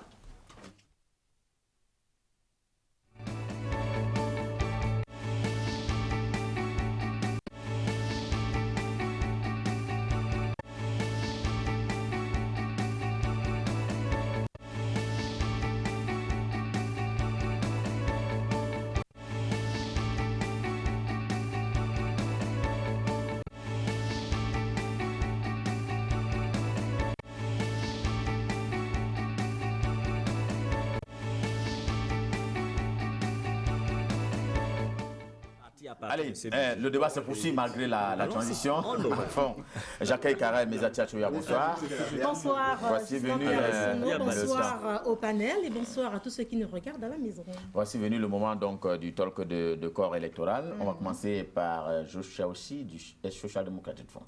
Rappelons d'abord que nous nous sommes intéressés à 4 des 9 candidats qui sont dans la course à l'élection ou alors à la primature ce soir. Le Social Democratic Front a représenté le MRC de Maurice Kamto, le RDPC du président Paul Biya et bien sûr le parti Univers de Cabral Libi Lingué. On commence par Joshua Oshi. Durant cette émission, c'est vrai que vous avez beaucoup parlé de l'éducation, mais des chiffres ont également été évoqués. Parlant justement de chiffres, il y a un internaute qui a fait le commentaire suivant: justifier le SMIC de 160 000 en disant que cela va booster la consommation me pose problème dans la mesure où la consommation au Cameroun est extravertie. Ça, c'est un commentaire qui est donc fait à l'endroit du candidat du Social Democratic Front.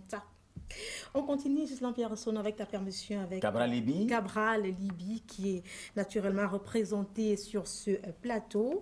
Les internautes apprécient bien évidemment son sujet de société, mais celui-ci nous dit le seul bémol est qu'il prétend réaliser tous ses projets, incluant bien sûr ceux évoqués ce soir, notamment parlant d'éducation, qu'il donc prétend réaliser tous ces projets pendant 5 ans. Pour le reste, il est très convaincant. Il a tout pour séduire les lecteurs. C'est donc Will Mouti qui nous le dit sur notre page Facebook, puisque l'émission est diffusée en direct. Notre page Facebook. Et qu'en est-il du candidat du MRC, Maurice Kamto? Qu'en est-il du candidat du MRC, Maurice Kamto? Les explications de Maurice Kamto ne sont pas claires, notamment en ce qui concerne les émeutes de certaines personnes en 2008. L'internaute, en regardant l'émission, a voulu jeter un regard rétrospectif sur les actes de Maurice Kamto. S'est donc intéressé aux émeutes de 2008. Selon lui, Maurice Kamto explique d'une manière un peu froide pourquoi est-ce qu'il n'a pas vraiment réagi sur ces émeutes-là. L'internaute revient en outre sur la modification de la Constitution en 2008 qui est injustifiable. Kamto, donc voilà une autre réaction qui a donc retenu notre attention ce soir. Qu'en est-il pour parler également du candidat du RDPC ce soir, pour parler de Paul Biya, s'entend? La plupart des internautes ont pratiquement le même reproche à l'endroit du candidat du Rassemblement démocratique du peuple camerounais. Il n'est jamais sur les plateaux de télévision pour défendre ses projets de société. Il se fait toujours représenter par les membres soit du comité ou alors les membres du gouvernement tout simplement. C'est donc le reproche que font les internautes au candidat Paul Biya. Ils souhaiteraient le voir de plus en plus présent sur les plateaux de télévision. Il y a manifestement d'autres informations. En tout cas, cette émission est diffusée également en direct sur notre page Facebook. Merci à vous, Karel. On prend rendez-vous pour la prochaine édition de Corps électoral. Vous allez encore être avec nous sur ce plateau pour nous livrer donc la quintessence en termes de réactions en direct de nos millions de téléspectateurs, ceux du Cameroun et du monde entier. Alors, pourquoi Paul Biya, pour peut-être apporter des éléments de réponse à cet internaute, est-ce qu'il est prêt ou pas à débattre avec d'autres candidats à cette élection présidentielle? Est-ce que vous l'avez invité? Invitez-le. Et puis la campagne s'ouvre bientôt, invitez-le. C'est tout ce que je peux vous dire. Allez, on va libérer Karel Mezatia-Choya pour la suite de l'émission. On va parler un peu de pauvreté, du chômage, mais également de l'emploi sous le ciel du renouveau, ce que chaque candidat entend apporter par rapport à ce pan de la vie nationale. C'est tout de suite après.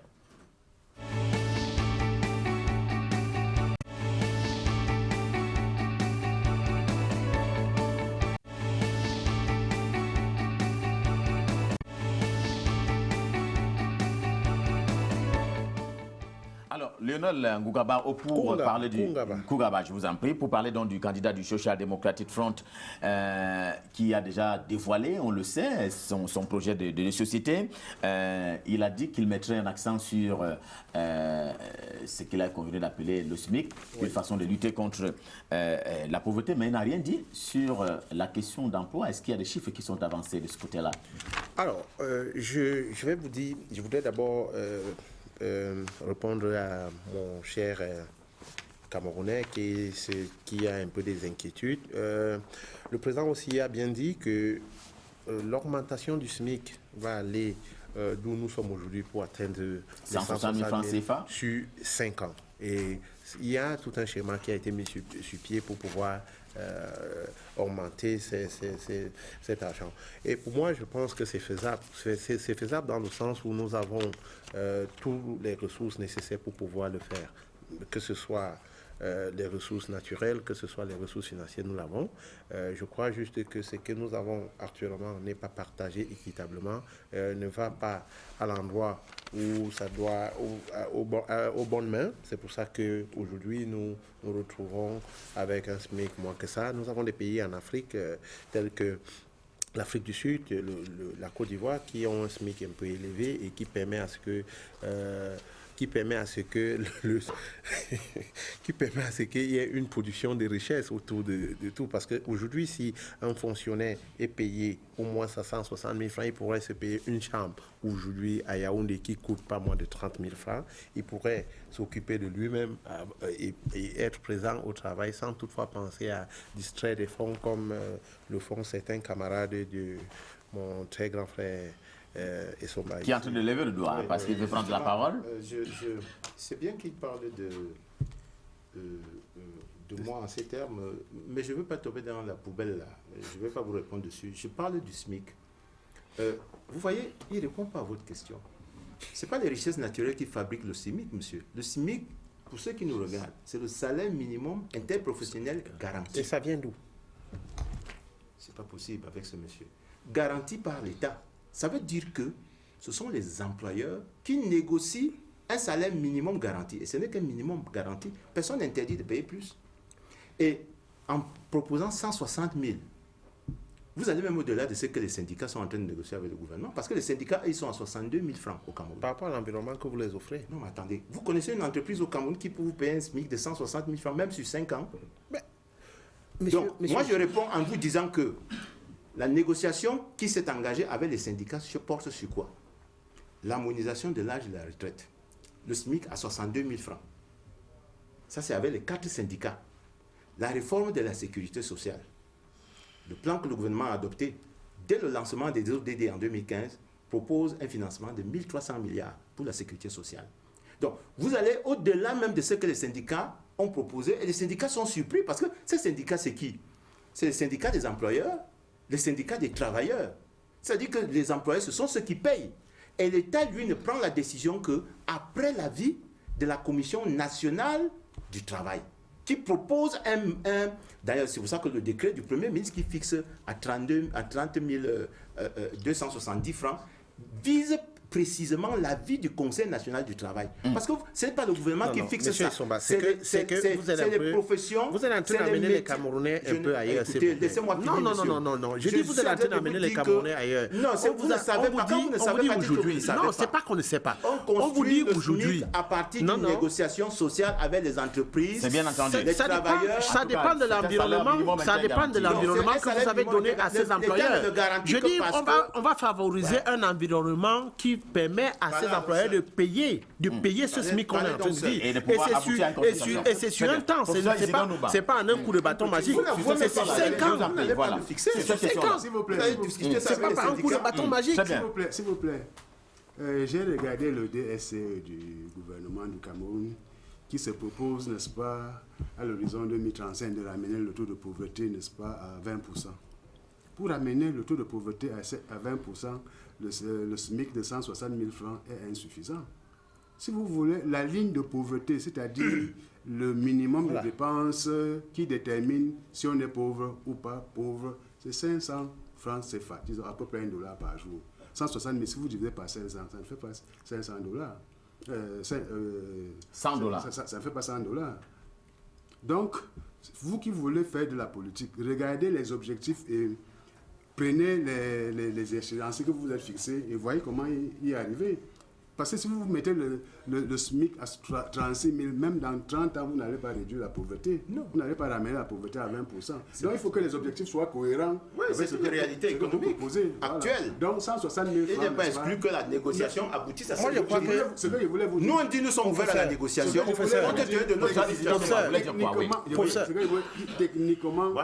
Techniquement, vous ne pouvez pas réduire la pauvreté de manière significative avec le taux de croissance actuel qui vous permet de ne payer que 30 000. Nous sommes d'accord. S'il vous plaît. Et puis, donc, peut-être rêver en disant 160 000, parce que 160 000, on rapproche, n'est-ce pas, on s'approche, n'est-ce pas, de la résolution du problème de la pauvreté, à savoir dépenses individuelles par jour de $500. Emile Bindi, qu'est-ce que Cabral Libye propose en termes de réduction de la pauvreté?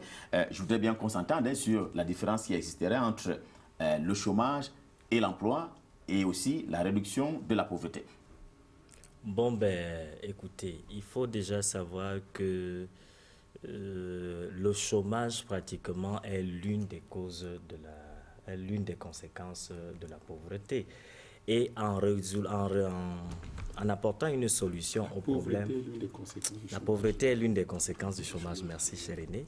En apportant pratiquement une solution au problème du chômage, on arrive également à résoudre les problèmes de pauvreté. Alors, non.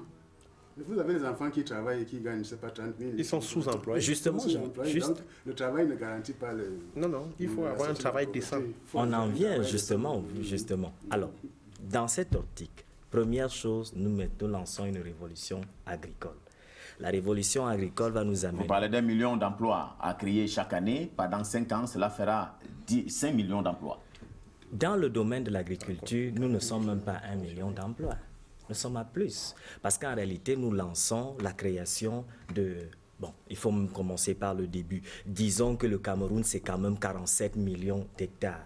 Et lorsque vous éliminez pratiquement les aires protégées et toutes les zones qui ne sont pas cultivables, nous avons 17 millions d'hectares de terres arables. Ces 17 millions de terres arables sont exploitées pratiquement à hauteur de combien? À hauteur de moins de 5%. Alors que dans des pays comme pratiquement les États-Unis, vous avez 46%, la France 55%, la Malaisie 23%. Au Cameroun, c'est moins de 5%. Nous allons donc pratiquement lancer une révolution agricole qui va nous permettre d'exploiter déjà ce potentiel. Première des choses, comment?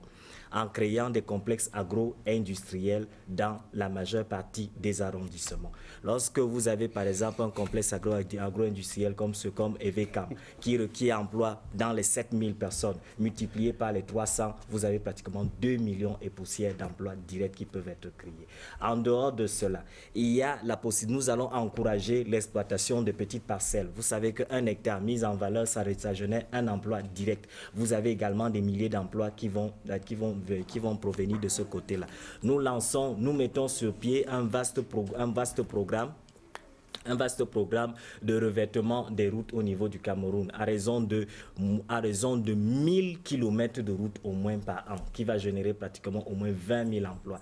Et les 1000 km pratiquement peuvent être aisément financés. Je vais revenir sur les modalités de financement. Nous lançons un vaste projet de logement qui va permettre de construire pratiquement 50 000 immeubles par arrondissement. Et lorsque vous essayez d'évaluer ce que ça va générer en termes d'emploi dans le domaine de la quincaillerie, dans le domaine de la verrerie, dans le domaine de l'ébénisterie et dans le domaine du ciment, on est pratiquement au moins à 1 million d'emplois. Et je ne parle pas du secteur de l'eau et de bien d'autres secteurs. Donc c'est pour dire que nous avons la solution de l'emploi et les financements peuvent être disponibles afin de prendre soleil. On verra également quelle est la solution de l'emploi pour le Social Democratic Front qui a déjà parlé de ce SMIC-là. Mais Célestin Bédigué, alors est-ce que vous faites foi à ces taux en termes de chômage au Cameroun? On parle d'un taux de chômage élargi de 6% pour ce qui est donc de l'ensemble du territoire national, et on parle de 11% en zone urbaine et à peu près 3% en zone rurale. Est-ce que ces chiffres-là, ces taux-là, est-ce que ça vous convient? Je pense que le niveau d'informalisation actuel de l'économie camerounaise rend plus crédible l'utilisation du terme sous-emploi, beaucoup plus crédible le terme sous-emploi que le terme chômage, dans un environnement comme le nôtre, qui est loin d'être un environnement moderne.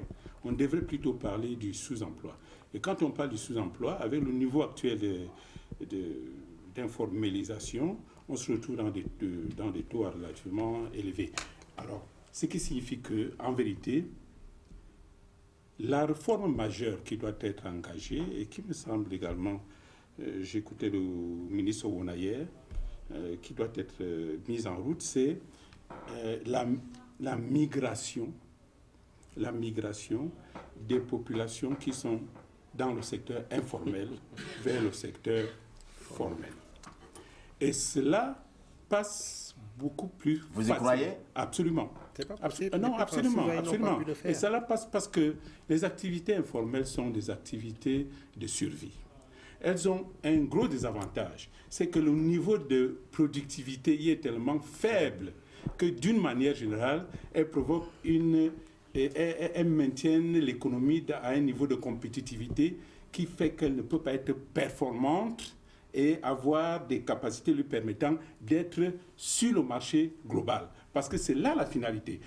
Il faut bien garder cela à l'esprit.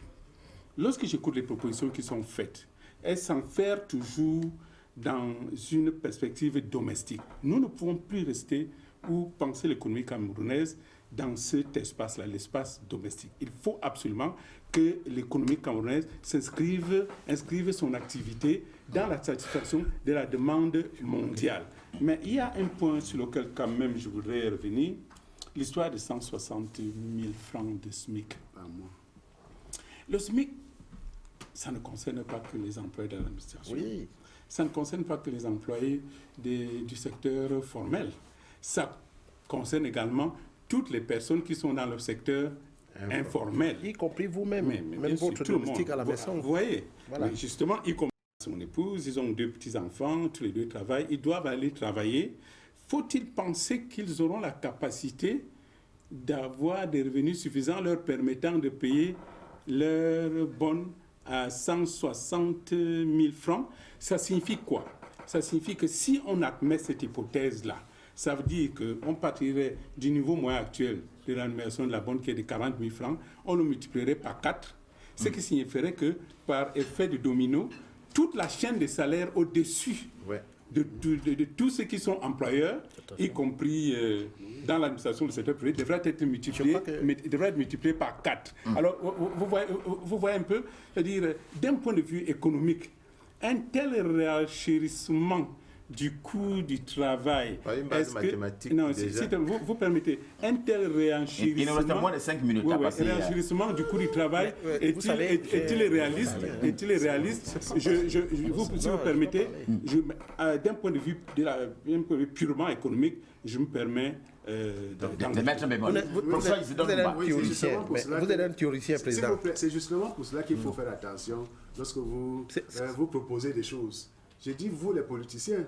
dites que vous allez ramener le taux de pauvreté qui est actuellement autour de 40% à 20% en payant un salaire minimum de 36, c'est de 36, mais ce n'est pas faisable. Il faut le multiplier par moins 4 pour y arriver. C'est ça que je vous dis, tout simplement. Alors, revenons à votre agriculture. Vous allez faire la révolution. Vous ne me dites pas qu'il y a une contrainte forte actuelle. À l'heure actuelle, au Cameroun, nous avons une contrainte forte au niveau de l'éducation. C'est la réforme foncière. vous allez créer les espaces, vous allez prendre les espaces où? Le titre foncier sera gratuit. Ah ouais, c'est vrai.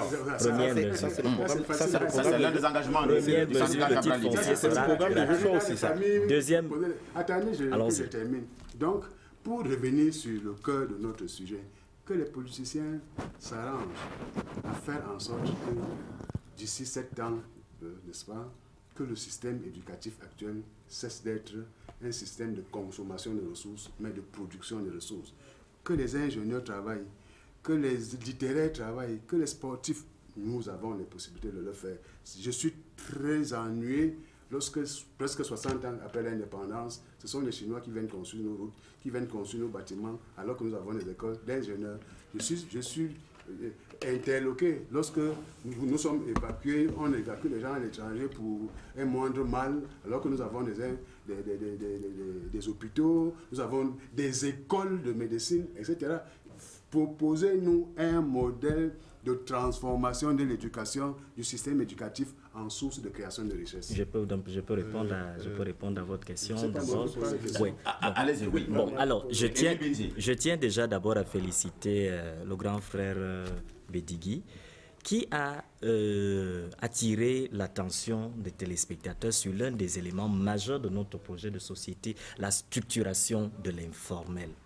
Et en ce moment, on ne peut pas structurer l'informel avec les mécanismes qui sont en ce moment mis en place. Les Européens ont tenté de structurer l'informel, ça n'a pas marché. Les Canadiens ont tenté de structurer l'informel, ça n'a pas marché. Parce que justement, cette structuration socio-professionnelle ne s'accompagne pas d'une structuration socio-culturelle.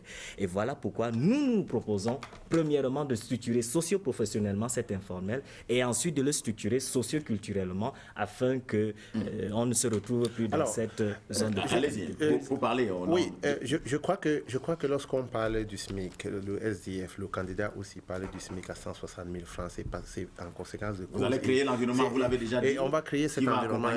Et on va essayer de créer un environnement propice pour qu'il y ait de la production locale, pour qu'il y ait des créations de richesses, des créations d'emplois, pour que les gens puissent avoir accès à ces emplois-là au niveau local. Aujourd'hui, mon cher Ghislain, vous importez la majorité des meubles que vous avez dans cette maison. Et pourtant, le bois, la matière première sort du Cameroun. Si ce bois est transformé à partir de... Vous parlez de la maison Cameroun? Oui, je parle de la maison de Cameroun. Je parle aussi de Canal 2 parce que nous voyons des meubles qui sont importés. Donc, je dis...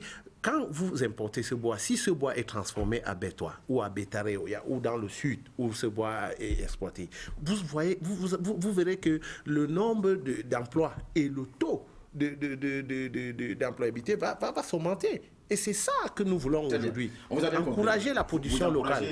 La Mipromalo, on va le dire ainsi. Non, la promotion ça c'est autre chose. Ça, la politique Mipromalo, vraiment. Le matériel vient complètement du Cameroun. Angèle Berre-Souba, pour conclure, le candidat du RDPC, c'est la continuité pour le développement communautaire en termes donc de création de richesses. Je dis que je verrais bien cette révolution qui va nous créer 1 million d'emplois tous les ans, sachant très bien que la création d'1 million d'emplois ne veut pas nécessairement dire 1 million de chômeurs à moins. Donc ça, c'est aussi une loi de la Pali, c'est connu. Les terres agricoles, bien, entre 2005 et 2015, nous, on a quand même mis à la disposition des jeunes agriculteurs 3 000 hectares, c'est-à-dire 30 millions de mètres carrés de terre qui sont exploités. 20 000. Oui. 20 000 par région et 200 000 par an. Bien sûr, je ne nie pas, mais je vous dis ce que nous faisons. Et lorsque vous viendrez, puisque vous allez enlever, vous allez rendre le titre foncier gratuit. Tout à fait. Et je ne sais pas avec quoi vous allez alimenter l'État-providence, parce que tel que vous êtes parti, l'État-providence va être... 500 milliards. Justement, mais en réduisant les impôts, je me demande bien là où on va trouver l'argent. Donc, parce que les frais de gestion du titre foncier... La réduction d'impôts ne signifie pas qu'il n'y a plus d'impôts. Nous allons optimiser les recettes et rationaliser les dépenses. Allez-y donc. Peut-être que vous n'êtes pas encore entré dans le champ des recettes fiscales pour savoir ce qui est faisable et ce qui n'est pas faisable. Il y a beaucoup de choses même qui ne sont pas faites. Il y a une vraie révolution qui se fait. Parlez-moi de la fiscalité numérique. Non, attendez, monsieur. Bon. J'ai dit, vous parlez de la fiscalité numérique, je suis encore aujourd'hui dans un pays où les gens sont en train de marcher parce qu'on a mis une petite taxe sur les comptes Facebook et les comptes Twitter. Non, donc, ce n'est pas de ça. Oui, bien sûr, ce n'est pas de ça, mais ça commence toujours par là. Donc, moi, je dis, cette révolution-là, nous ne faisons pas de ce genre de promesses parce que nous savons que la réalité ne permet pas de donner 1 million d'emplois aux Camerounais dans un secteur. Nous savons que 1 million d'emplois ne signifie pas 1 million de chômeurs en moins, parce qu'il y a des emplois qu'on crée par des simples gains de productivité au sein des entreprises. Tout à fait. Et sans que nécessairement ça pousse à des contrats ou à des recrutements. Donc je me serais attendu à ce que M. Bindou nous explique comment ils auront 1 million de contrats à durée indéterminée ou à durée déterminée par an. Il n'a pas pu nous expliquer. Donc créer 1 million d'emplois, on jongle avec les gains de productivité en entreprise, monsieur, et on crée 1 million d'emplois, mais on n'a pas réduit le chômage. La vraie question, ça reste dans le chômage. Nous, on a fait des efforts, on continue à les faire, et je vous dis que nous avons... Après 35 ans, on ne peut plus vous laisser continuer à faire les efforts. Après 36 ans, c'est pas possible. Dans le capital et dans après 36 ans, c'est pas possible, monsieur. De manière à créer sur les 3 secteurs, le secteur primaire, le secteur secondaire, le secteur tertiaire. Très bien, on vous a compris. Le marché du capital, le marché du travail, le marché de la production des biens et services, des cercles vertueux qui vont mettre en harmonie. Et nous sommes à la 3e décennie, parce que nous avons quand même commencé en 1995. 1995, 2005, 2015. Donc, le travail est en train de se faire dans une certaine vision qui est réaliste, qui tient compte de la réalité culturelle. Vous avez bien fait de parler de culture. Allez, parce que justement, nous sommes à 800 000 salariés, y compris la fonction publique et le privé, y compris en 36 ans. C'est de ça dont nous parlons. Merci infiniment d'être venu. Le temps nous tient malheureusement à la gorge. Le taux d'encadrement est de 1,43%. Émile Bindi, allez, le temps nous tient malheureusement à la gorge. Je voudrais vous permettre de revenir éventuellement sur ces plateaux pour continuer naturellement à décliner quelles sont les offres politique des différents candidats engagés à l'élection présidentielle du 7 octobre prochain. Messieurs, infiniment merci d'être venus sur cet autre plateau de corps électoral qui arrive à terme ce soir. Et à vos millions de téléspectateurs, infiniment merci de nous avoir suivis. Bonsoir et à la prochaine émission.